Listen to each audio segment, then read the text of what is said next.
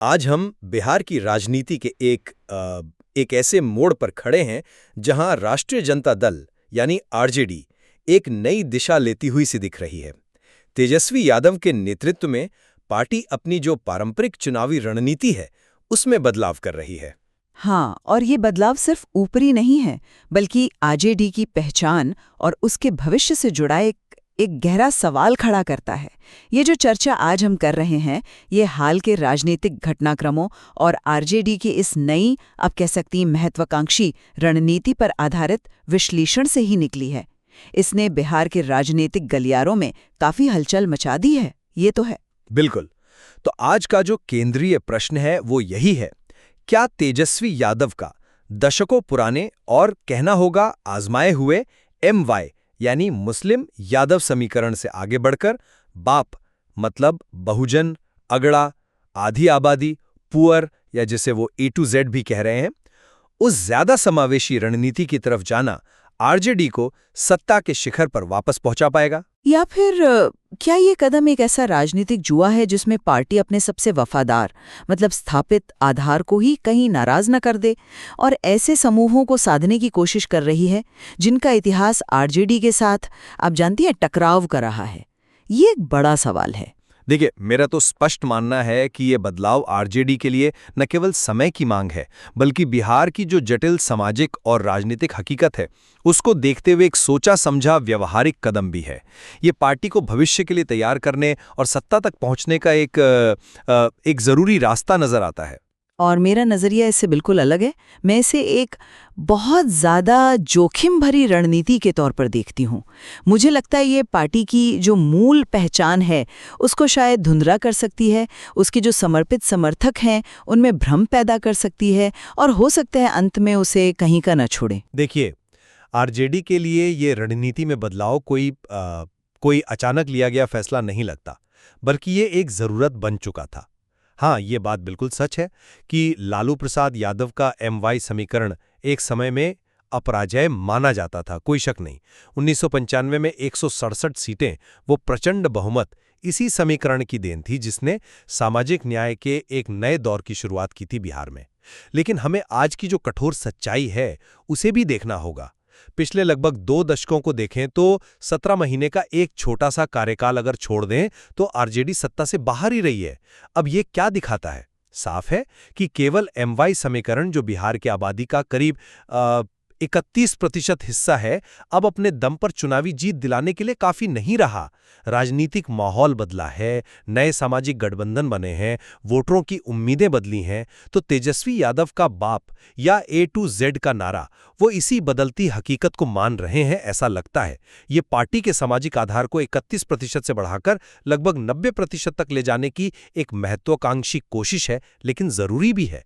इसमें सिर्फ बातें नहीं हैं, ठोस कदम भी दिख रहे हैं, जैसे सवर्णों, खासकर भूमिहारों को करीब 8 से 10 टिकट देने की चर्चा है। कुशवाहा समुदाय, जो एक महत्वपूर्ण OBC समूह है, उन्हें करीब 13 टिकट और अति पिछड़ों यानी EBC, जिनकी आबादी 36% है, उन्हें करीब 30 टिकट देकर प्रतिनिधित्व बढ़ाना। ये सिर्फ नंबर गेम नहीं है, ये एक व्यापक सामाजिक इंद्रधनुष बनाने की कोशिश है जो सत्ता तक पहुंचने के लिए जरूरी है। और साथ ही ये कदम विरोधियों का जो पुराना नैरेटिव है आरजेडी के खिलाफ, भूरा बाल वाला, मतलब भूमिहार राजपूत ब्राह्मण लाला का कथित विरोध, उसको भी सीधे तौर पर चैलेंज करता है। हाल के लोकसभा चुनाव में जो कुशवाहा उम्मीदवारों वाला प्रयोग था, जिसमें आरजेडी और सहयोगियों ने मिलकर 7 में से 2 सीटें जीती, वो दिखाता है कि इस विस्तार में हाँ थोड़ी ही सही पर संभावनाएं हैं। मैं आपकी बातों में रणनीति की जो रूपरेखा है वो तो देख पा रही हूँ, लेकिन इसकी जो व्यवहारिकता है और इसकी जो संभावित नतीजे हो सकते हैं उसको लेकर मेरे मन में गहरे संदेह हैं। देखिए, आरजेडी की जो राजनीतिक पहचान है, उसकी आत्मा कह लीजिए, वो दशकों से MY समीकरण में ही बसी रही है। ये सिर्फ एक चुनावी गणित नहीं था, ये सामाजिक न्याय और जो वंचित तबके हैं उनकी आवाज का प्रतीक था। इसी ने लालू यादव को 15 साल तक मुख्यमंत्री बनाए रखा। ये वो नींव है जिस पर आरजेडी का पूरा महल खड़ा है। अब आप कह रहे हैं कि इस नींव को ही जानबूझकर कमजोर किया जाए। यादव उम्मीदवारों की संख्या जो 2020 में 58 थी, उसे घटाने की बात हो रही है। और किसके लिए? उन सवर्ण समूहों, खासकर भूमिहारों को लुभाने के लिए, जिनका पूरा राजनीतिक इतिहास ही आरजेडी के विरोध पर टिका रहा है। ये एक बहुत खतरनाक संतुलन साधने की कोशिश लगती है मुझे। क्या पार्टी अपने सबसे वफादार मतलब मुस्लिम यादव वोट बैंक को ये समझा पाएगी कि जिन ताकतों से वो जमीनी स्तर पर संघर्ष करते रहे हैं, उन्हें अब पार्टी में इतनी अहमियत क्यों दी जा रही है? बाप का नारा, हाँ, सुनने में कागज पर बहुत अच्छा लगता है। बहुजन, अगड़ा, आधी आबादी, पुअर, सबको समेटने का दावा। लेकिन जमीनी हकीकत तो कहीं ज्यादा पेचीदा है ना? क्या बहुजन और अगड़ा वर्ग के हित हमेशा एक साथ सच सकते हैं? क्या सवर्ण, ईबीसी और कुशवाहा समुदाय, जिनके अपने अपने और अक्सर एक दूसरे के विरोधी हित और राजनीतिक निष्ठाएं हैं, वो सब आरजेडी के झंडे तले एकजुट हो जाएंगे? खासकर तब जब उनके पास नीतीश कुमार का लव कुश समीकरण या फिर भाजपा का हिंदुत्व और विकास का नैरेटिव जैसे स्थापित और आकर्षक विकल्प पहले से मौजूद हैं। मुझे लगता है ये रणनीति आरजेडी की उस धार को ही कुंद कर सकती है जिसके लिए वो जानी जाती है। ये एक तरह से आजमाए हुए, परखे हुए और सफल फॉर्मूले को छोड़कर कुछ अनिश्चित फायदों के पीछे भागने जैसा है, जिसका नतीजा उल्टा भी पड़ सकता है।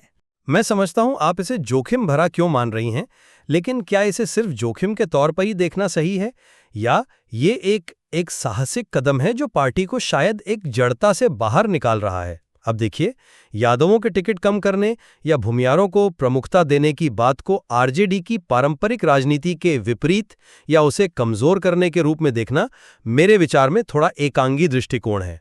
तेजस्वी यादव लगातार A to Z की बात कर रहे हैं। इसका मतलब है सबको साथ लेकर चलना, किसी को छोड़ना नहीं। ये एक विस्तार है, ये रिप्लेसमेंट बिल्कुल नहीं है। आप BAAP फॉर्मूले को ही देखिए। इसमें B बहुजन के लिए है, जिसमें दलित और पिछड़े दोनों आ गए। A आधी आबादी यानी महिलाओं के लिए है, जिन्हें साधने की कोशिश तो खैर सभी दल कर रहे हैं। और P पुअर यानी गरीबों के लिए है, जो आरजेडी का हमेशा से फोकस रहा है। हाँ, A अगड़ों के लिए भी है, लेकिन ये बाकी सबको हटाकर नहीं। आज की राजनीति में जहां आप देखिए भाजपा ने एक कितना बड़ा सामाजिक गठबंधन बना लिया है, क्या आरजेडी केवल अपने 31% आधार के साथ मुकाबला कर सकती है? जरूरत तो पड़ेगी ही। ये सिर्फ बिहार की बात नहीं, ये तो अब पूरे देश की राजनीति का सच बनता जा रहा है। और ऐसा लगता है कि पार्टी के जो आंतरिक सर्वे हैं, जो जमीनी फीडबैक है या जो चुनावी रणनीतिकार हैं, उनका विश्लेषण शायद यही दिखा रहा है कि अब केवल MY समीकरण के सहारे चुनावी नैया पार लगाना बहुत मुश्किल है। और जहां तक आपने कोर वोटर की नाराजगी की बात की, तो क्या ये संभव नहीं कि नेतृत्व उन्हें ये समझाने में सफल हो जाए कि भाई ये कदम पार्टी को मजबूत करने और सत्ता में लाने के लिए जरूरी है, जिससे आखिरकार उनके हितों की भी बेहतर सुरक्षा होगी? राजनीतिक परिपक्वता शायद इसी में है कि बदलती परिस्थितियों के हिसाब से रणनीति बदली जाए। आपकी बातें सुनने में तो तार्किक लगती हैं, बिल्कुल, लेकिन जमीनी राजनीति जो है ना, वो भावनाओं से, पहचान से और ऐतिहासिक यादों से चलती है, सिर्फ ठंडे गणित से नहीं चलती। आप A to Z की समावेशी बात करते हैं, लेकिन राजनीति में अक्सर संसाधन सीमित होते हैं, खासकर जब चुनावी टिकट की बात आती है। जब आप एक समूह को, मान लीजिए भूमिहारों को, पहले से ज्यादा प्रतिनिधित्व देते हैं, तो जाहिर सी बात है कि किसी दूसरे समूह के हिस्से में, जैसे यादवों के, कुछ कमी तो आएगी ही, भले ही आप उसे रिप्लेसमेंट ना कहें। अब यादव समुदाय, जिसने दशकों तक आरजेडी का झंडा उठाया है, हर मुश्किल में साथ खड़ा रहा है, जब वो देखेगा कि उसके प्रतिनिधित्व में कटौती हो रही है और उसी समय उन भूमिहार नेताओं को टिकट मिल रहे हैं जिनके साथ उनके गांव देहात में सामाजिक और राजनीतिक तनाव का एक लंबा इतिहास रहा है, तो क्या उसमें भ्रम, असंतोष और एक तरह का अलगाव, वो भावना पैदा नहीं होगी? आप इसे विस्तार कह सकते हैं, लेकिन जमीनी कार्यकर्ता और वोटर इसे कैसे लेंगे? क्या ये दो नावों पर पैर रखने जैसी कोशिश नहीं है, जिसमें संतुलन बिगड़ने का खतरा हमेशा बना रहता है? आप कोर वोटर की समझ और राजनीतिक परिपक्वता पर शायद कुछ ज्यादा ही भरोसा कर रहे हैं। राजनीतिक वफादारी अक्सर गहरी भावनात्मक जड़ों और सामूहिक पहचान पर आधारित होती है। क्या ये रणनीति उन गहरी जड़ों को हिला नहीं देगी? इतिहास गवाह है कि ऐसे प्रयोग अक्सर उल्टे भी पड़ जाते हैं। क्या पार्टी ने इस भावनात्मक प्रतिक्रिया का सही आकलन किया है? ये मेरा सवाल है। चलिए अब जरा नए समूहों को जोड़ने की जो प्रभावशीलता है उस पर थोड़ा और गहराई से बात करते हैं। सवर्ण और खासकर भूमिहारों को, जो बिहार की राजनीति में एक प्रभावशाली समूह है, उन्हें महत्वपूर्ण संख्या में, मतलब लगभग 8 से 10 टिकट देने का जो विचार है वो महज वोट बटोरने की कवायद नहीं है। ये एक मल्टी लेयर्ड रणनीति है। पहला, ये आरजेडी पर जो पुराना ठप्पा लगा है भूरा बाल विरोधी का, भूमिहार राजपूत ब्राह्मण लाला, उसको मिटाने का एक गंभीर प्रयास है जिसने पार्टी को सवर्ण वोटों से हमेशा दूर रखा। दूसरा, ये सीधे तौर पर भाजपा जदयू के माने जाने वाले वोट बैंक में सेंध लगाने की कोशिश है। आरजेडी की जो कथित इच्छा है कि परबता, लखीसराय, घोसी जैसी सवर्ण बहुल सीटें अपने गठबंधन के कोटे में रखी जाएं, वो इसी रणनीति का हिस्सा लगती है। ये दिखाता है कि पार्टी इन इलाकों में अब गंभीर चुनौती पेश करना चाहती है।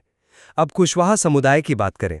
लोकसभा चुनाव में आरजेडी ने 3 कुशवाहा उम्मीदवार उतारे, जिनमें से अभय कुशवाहा जीते। ये एक संकेत था।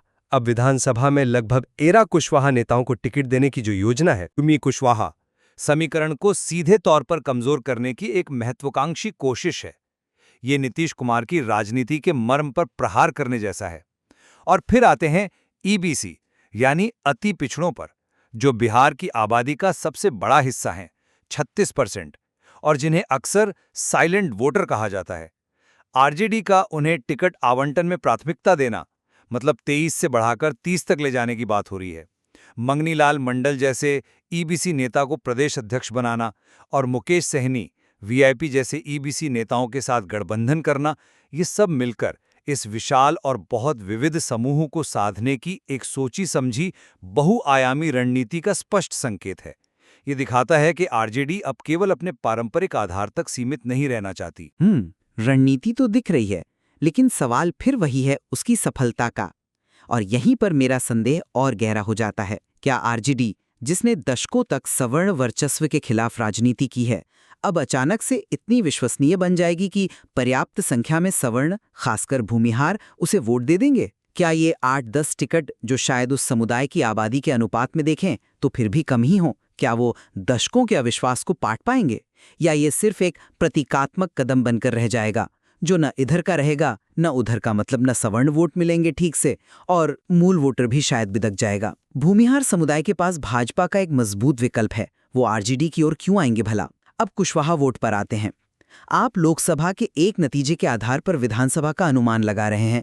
ये थोड़ा खतरनाक हो सकता है। कुशवाहा समुदाय पारंपरिक रूप से नीतीश कुमार का सबसे वफादार वोटर रहा है, जिन्हें हम सब जानते हैं।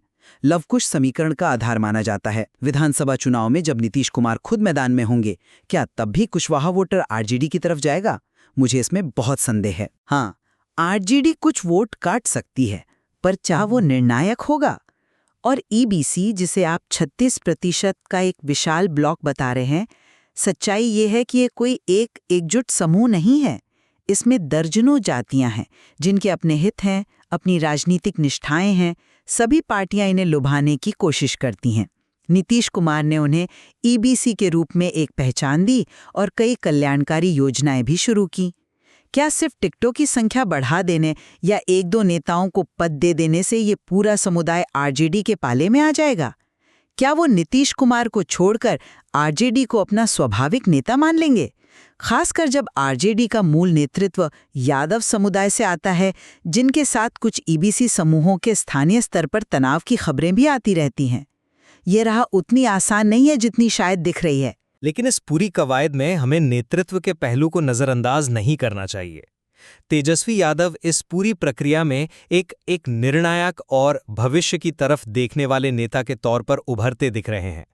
चाहे वो लगभग 20 मौजूदा विधायकों का टिकट काटने जैसा कड़ा और हाँ, शायद जोखिम भरा फैसला लेने की हिम्मत हो, जिसमें फ्लोर टेस्ट के दौरान पाला बदलने वाले 5 विधायक भी शामिल हैं, जिन्हें एक तरह से सबक सिखाने का संदेश भी हो, या फिर अपनी पार्टी की दशकों पुरानी चुनावी रणनीति में इतना बड़ा स्ट्रक्चरल बदलाव लाना हो, या कुछ समय पहले पोस्टरों से अपने पिता लालू यादव की तस्वीर हटाने जैसा प्रतीकात्मक लेकिन अहम कदम उठाना हो।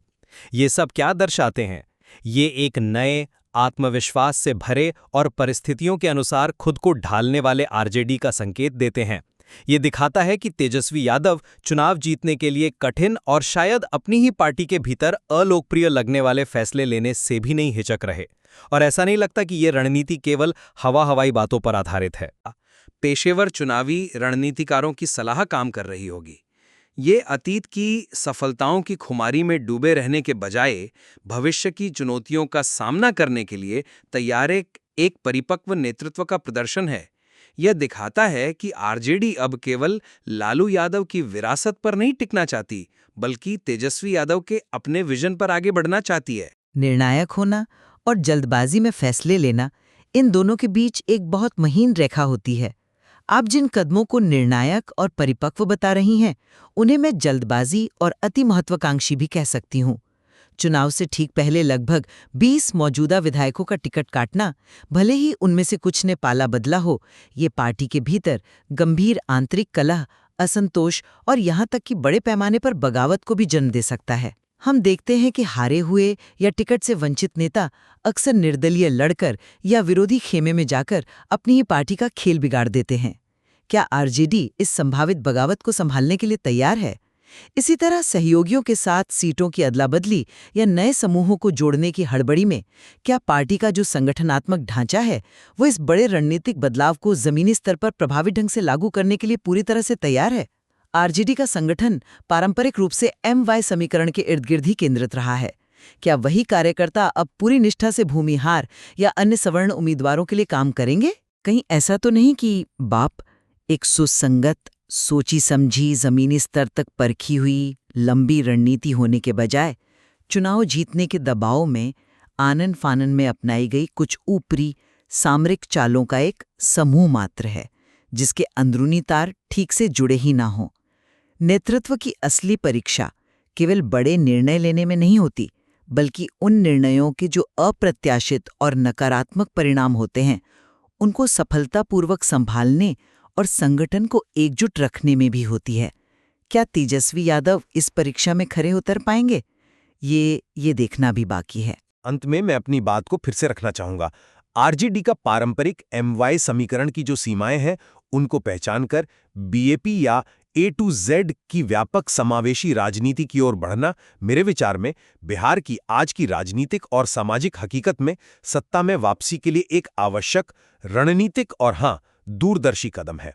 ये पार्टी की अपील को उसके स्थापित आधार से कहीं आगे ले जाकर समाज के विभिन्न वर्गों को जोड़कर एक व्यापक, टिकाऊ और विजयी सामरिक गठबंधन बनाने का एक साहसी और सही समय पर लिया गया प्रयास है। ये भविष्य की आरजेडी की नींव रखने जैसा है। और मेरा निष्कर्ष यही है कि आरजेडी अपनी दशकों पुरानी आजमाई हुई और भावनात्मक रूप से जुड़ी MY ताकत से हटकर एक बहुत बड़ा राजनीतिक जुआ खेल रही है। इसमें अपने सबसे वफादार आधार को भ्रमित करने और शायद अलग-थलग करने का भी गंभीर जोखिम है। और ये सब किसके लिए?